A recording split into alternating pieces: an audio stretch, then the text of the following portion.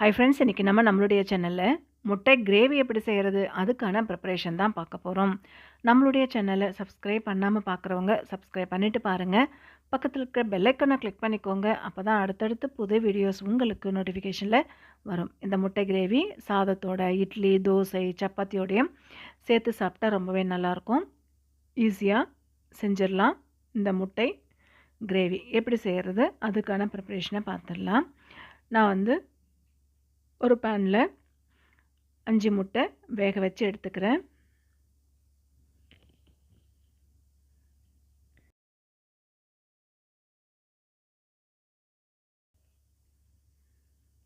ஒரு 10 நிமிஷம் முட்டையை வேக வச்சா போதும், வெந்துடும்.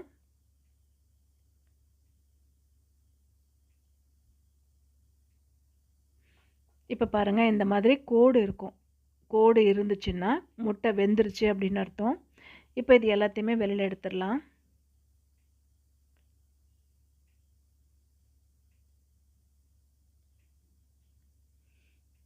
இதே பேனில் ஆயில் விட்டுக்கலாம். ஆயில் சூடானதுமே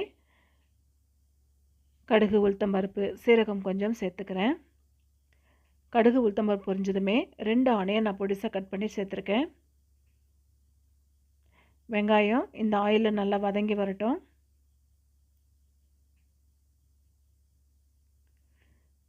சால்ட்டு சேர்த்துக்கிறேன். மஞ்சள் தூள் கொஞ்சம் சேர்த்துக்கிறேன்.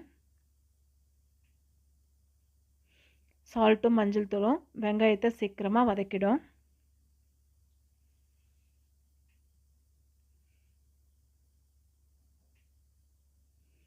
தக்காளி நான் 2 தக்காளி பொடிசாக கட் பண்ணி வச்சுருக்கேன். வெங்காயமும் தக்காளி நல்லா வதங்கி வரட்டும். இஞ்சி பூண்டு பேஸ்ட்டு சேர்த்துக்கிறேன். நான் இடித்து தான் சேர்த்துருக்குறேன் இஞ்சியும் பூண்டையும். நல்லா வதங்கினதுக்கப்புறம் இதில் நம்ம மசாலா சேர்த்துக்கலாம்.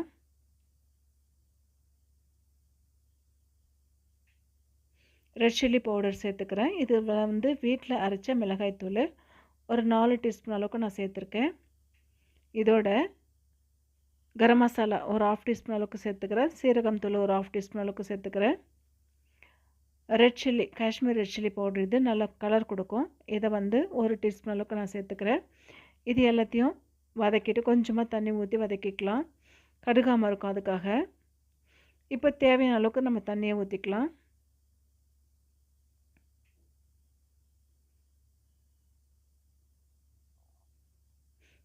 கலரிட்டு ஒரு தட்டு போட்டு மூடி வச்சிடலாம். ஒரு 20 மினிட்ஸ் குக் ஆனால் போதும். அந்த தண்ணியெல்லாம் சுண்டி வந்துடும்.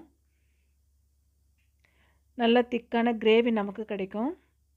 இப்போது நம்ம வேக வச்சுருந்தோம் இல்லையா முட்டை, அது இந்த மாதிரி கோடு போட்டுக்கலாம். அப்போ தான் நல்லா மசாலா இறங்கும் முட்டைக்குள்ளே. அந்த மாதிரி போட்டோன்னா எல்லா முட்டையும் அதில் சேர்த்துடலாம்.